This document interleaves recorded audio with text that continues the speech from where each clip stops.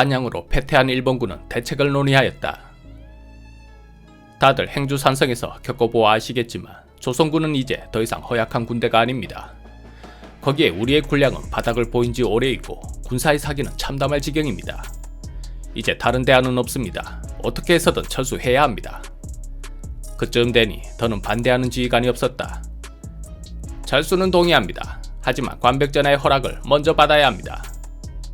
북쪽에는 조명연합군이, 남쪽에는 의병들이, 바다에는 이순신이 있습니다.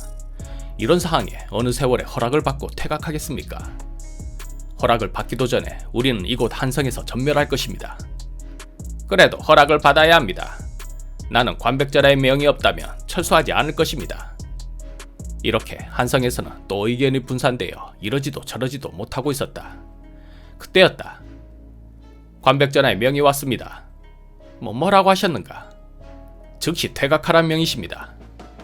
장수들은 안도의 한숨을 내쉬었다. 역시 관백전하이십니다. 우리의 어려움을 이미 다 알고 계셨습니다. 그렇습니다. 참으로 다행입니다. 하지만 조선군들이 우리의 퇴각을 그냥 두고 볼 리가 없지 않겠습니까? 퇴각도 쉽지 않겠습니다. 그 말에 고니시 유키나가가 답하였다. 이 일은 제게 맡겨주십시오. 안전한 퇴로를 만들어 보겠습니다.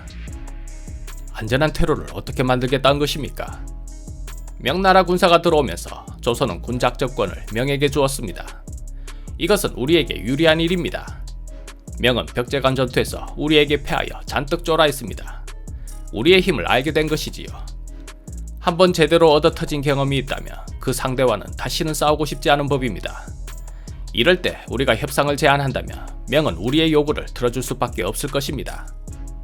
그랬다. 명은 처음부터 전쟁에 참여하고 싶은 마음이 없었다. 임진왜란이 터지자 명조정에서는 끊임없이 파병파와 파병 반대파의 주장이 대립되어 왔었다. 도대체 우리 군사가 왜 조선에 가서 목숨 바쳐 싸워야 한단 말이오? 일본의 진짜 목표는 우리 명이지 조선이 아닙니다. 조선이 무너지면 다음엔 우리 땅에서 전쟁을 해야 할 것입니다. 전쟁터가 조선인 것이 낫지 우리 명나라가 되었어야 되겠습니까? 이러한 논리로 파병 반대파와 만력제를 적극 설득하는 자는 병부상서 석성이다.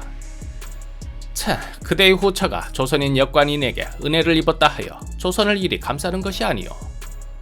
사람을 뭘로 보는 것이오? 나는 공과 사를 분명히 하는 사람이오. 오직 국인만을 위해 힘쓸 뿐이란 말이오. 석성은 조선의 우호적인 사람이었다. 임진왜란 초기 명나라에서는 조선이 그렇게 허약할 리가 없는데 일본이 워낙 빨리 북상하니 분명 두 나라가 서로 짜고 명을 공격하려 한다는 소문이 사실처럼 퍼져 있었다. 그때 오직 석성만이 조선을 비호하였고 심지어 자신이 직접 군대를 이끌고 참전하겠다고 하였다. 그는 파병 반대 여론을 파병 쪽으로 기울게 하는 결정적 역할을 하였다. 명나라 군대가 와서 조선에 얼마나 큰 도움이 되었느냐는 논란이 있지만 어쨌든 석성은 혹시 조선인 아니세요? 라는 말이 나올 정도로 명조정 내에서는 시종일관 조선에 유리한 쪽으로 행동하였다. 훗날 그의 장남 석담, 차남 석천은 조선에 망명하여 살았고 조선은 석성에 대한 고마움으로 그의 후손들에게 잘 대해주었다. 결국 석성의 설득으로 파병이 이루어졌고 평양성을 탈환하는 데 성공했지만 벽제간 전투에서 제대로 얻어터진 명나라 제독 이여송은 잔뜩 쫄아 이후부터는 움직이려 하지 않았다. 이여송은 그때에 알게 된 것 같다. 그들이 그토록 빨리 북상했던 데는 조선이 약해서가 아니라 일본이 생각보다 훨씬 강했기 때문이란 것을. 마음 같아서는 본국으로 돌아가고 싶지만 그럴 수도 없고 공격하자니 또 무섭고 참 난감한 상황이었다. 고니시는 이러한 심리를 이용하여 협상 카드를 꺼내어들었고 명나라는 말빨로 유명했던 16경을 서울로 보내 두 사람은 만나게 되었다. 우리 명은 100만 병력이요. 협상 같은 거 필요 없이 힘으로 밀어붙이면 그만이겠지만 또한 우리는 평화를 사랑하는 대국이요. 뭐 요구사항만 잘 이행한다면 굳이 그대들을 살생할 필요는 없을 거라 생각하오. 요구사항이 무엇인지 말씀하십시오. 첫째, 점령지를 반환하고 모든 군사들을 즉각 철수하시오. 둘째, 인질로 잡혀있는 두 왕자를 석방하시오. 셋째, 침략 행위에 대한 진심 어린 사과가 있어야 하오. 이 세 가지를 행한다면 태국의 아량으로 살려는 드릴 것이오. 고니시가 웃으며 답하였다. 겪어보아서 아시겠지만 우리도 그리 만만한 상대는 아닙니다. 이런 식의 요구는 협상이 아니라 계속 싸우자는 말씀이 아닙니까? 이것도 최대한 우리가 양보하여 내놓은 협상안이요. 선택하시오. 협상안을 받아들일 것인지 아니면 백만대군의 응징을 받을 것인지. 그 말씀마다 백만대군 하시는데 있긴 있습니까? 그만한 병력이. 제독 이호성의 군대가 4만 정도고 그나마 벽제관에서 우리에게 박살나 많이 줄었을 텐데요. 있어. 그대 눈에는 보이지 않겠지만 압록강 어귀에 머물러 공격명만 기다리고 있어. 에이, 아닌 것 같은데. 진짜 있다니까. 고니시 입장에서 두 가지는 들어줄 수 있었다. 군사철수야 어차피 협상 전에 이미 정해진 일이었고 두 왕자는 이런 날을 위한 카드였기 때문에 쓰면 되었다. 다만 진심 어린 사과, 이건 좀 곤란했다. 도요토미 히데요시에게 이걸 요구했다가는 목이 달아날 것이다. 하지만 어렵게 마련한 협상 테이블을 여기서 걷어차고 나갈 수는 없었다. 일본이 원하는 것은 하나, 안전한 퇴각이었다. 사과는 나중에 대충 얼버무리면 그만. 고니시는 일단 추진하였다. 좋습니다. 철수하겠습니다. 하지만 우리가 철수하면 조선군들이 가만히 있겠습니까? 반드시 우리 뒤를 치려 할 것입니다. 그건 걱정 마시오. 작전권은 우리에게 있으니 공격금지령을 내려놓겠소. 그 말을 어찌 믿고 우리 군사의 목숨을 맡기겠습니까? 약속하겠소. 약속은 말로 하는 것이 아니지요. 어찌하면 믿겠소? 강하사를 보내어 우리의 철수길에 동행하여 주세요. 우리 군에 명나라 강하사가 함께 있다면 조선군은 우리를 공격하지 못할 테니 말입니다.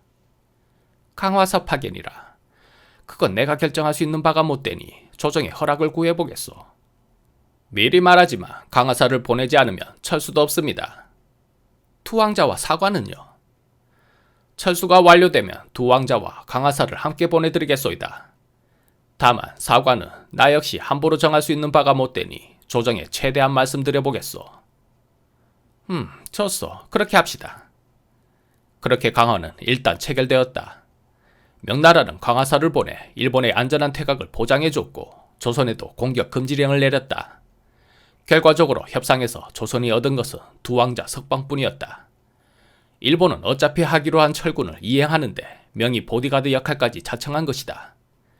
명이 일본의 상황을 조금만 더 파악했더라면 협상의 주도권을 가질 수 있었을 것이다. 그러나 명의 목표는 대충 휴전하고 빨리 돌아가는 것이었다. 철수도 일본으로 완전히 돌아가는 것이 아니라 부산포를 중심으로 조선 남해안 외선까지의 철수였다. 두 왕자와 명나라의 강화사, 심유경이 일본군에 섞여 퇴각하니 조선군은 원수가 도망가는데도 그저 지켜볼 수밖에 없었다. 이에 일본군의 퇴각은 여유가 넘쳐나니 마치 나들이를 가는 군사 같았다 한다. 명나라는 일본을 철수시키고 전쟁을 멈추게 했다고 정신승리했지만 실상은 일본군의 안전한 퇴각을 위한 들러리 역할만 한 셈이었다. 권율은 격분하였다. 찢어 죽여도 시원찮을 놈들이 도망가는데 구경만 하고 있어야 한다니 이게 말이 되는가? 내가 가서 놈들을 쓸어버릴 것이다. 권율은 군을 모아 퇴각하는 일본군을 공격하려 했지만 이 또한 명나라의 제지를 받았다. 퇴각 행군에는 우리 명나라 사람도 있는데 지금 도원수는 우리 명을 공격하겠다는 뜻이요. 그것이 아니라 그게 아니면 돌아가시오. 알고 계시지요. 작전권은 우리에게 있다는 것을. 명을 거역하면 군법으로 다스릴 것이요. 그렇게 일본은 안전하게 퇴각하였고 강화 협상은 진행되어 조선은 휴전 상태로 들어갔다. 전쟁은 일단 멈추었지만 남해안 외성에 일본군이 주둔하였으니 조선 입장에서는 집에 들어온 도둑과 같은 방을 쓰는 것과 다름없는 상황이었다. 주인과 도둑이 한 방에 있는데 평화가 유지될 리가 없었다. 언제 일이 터지냐가 문제일 뿐 뭔가 터질 것은 자명하였다. 얼마 후 관백전하의 명이십니다. 고니시는 뜨끔했다. 물론 사과 어쩌구는 입도 뻥끗하지 않은 상태였지만 타이밍상 불길한 마음을 지을 수가 없었다. 뭐라고 하셨는가? 병력을 총동원하여 진주성을 치라고 하셨습니다. 도요토미는 진주성의 패배를 치욕으로 생각했던 모양이다. 오죽했으면 진주성주의 목을 가져와 그 얼굴을 꼭 봐야겠다고 방방 뛰었을 정도다. 하지만 진주성주 김시민은 전투 막바지 총탄을 맞고 전사했다. 도요토미는 그것을 몰랐던 모양이다. 군이 안전하게 철수하자 도요토미는 강하고 나발이고 김시민에게 복수하는 것이 더 중요했다. 고니시는 머리가 아팠다. 이러면 기껏 체결된 강화를 깨자는 것 아닌가.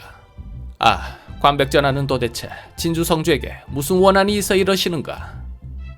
어쨌든 도요토미의 명이 그렇게 떨어졌으니 일본군은 약 10만 명의 병력으로 진주성을 향했다. 명나라는 즉각 항의하였다. 이게 무슨 짓이요? 안전하게 철수시켜줬더니 이제 와서 뒤통수를 때리는 것이요. 당장 중지하지 않으면 100만 대군의 응징이 있을 것이요. 저도 안타깝습니다. 우리 관백전하께서는 진주성주를 원수로 생각하는 것 같습니다. 이미 공격명이 떨어졌으니 되돌릴 수는 없는 일이고 그 전에 성을 비우고 성주민들을 안전하게 피신시키는 것이 좋지 않겠습니까? 그리하면 우리 일본 군대도 성이 비고 사람이 없는 것을 보고는 곧 철병할 것입니다. 그걸 지금 말이라고 하는 것이요. 다른 소리 필요 없고 당장 중지하시오. 그러지 않으면 우리는... 진주성을 향하는 일본군의 숫자가 무려 10만이었다. 명나라는 가만히 있지 않겠다며 엄포만 놓을 뿐 솔직히 싸울 엄두가 나지 않았다. 결국 조선의 장수, 군사, 의병만이 싸울 생각을 하였다. 경상 우병사 최경회, 웅치 이치 전투에서 엄청난 무상을 펼쳤던 충청병사 황진, 의병장 고경명의 뜻을 이은 아들 고종후 등이 병사들을 이끌고 진주성을 지키기 위해 모여들었다.